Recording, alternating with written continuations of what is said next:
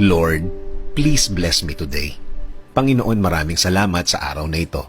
Maraming salamat at lagi kitang kasama. Kaya nagiging safe ang lahat. Kaya nagiging magaan ang lahat. Patuloy niyo po akong samahan sa araw na ito. Panginoon, kailangan ko po ng inyong biyaya ngayon.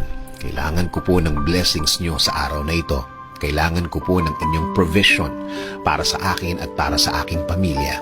Para sa malaking tulong niyo sa akin, Lord. Sa mga nagdaang mga araw, naging mabigat ang aking mga araw. Naging lito at di ko na naman alam ang aking gagawin, Lord. Pero alam ko, magiging okay na naman ang lahat. Alam ko, Panginoon, kahit na ano pa ang pinagdadaanan ko, kapag kasama ko kayo, lagi kong makikita at mararating ang inyong plano sa akin. Ang mga gusto niyong gawin sa aking buhay na makakabuti sa akin. Kaya ngayon, Lord, dasal ko po na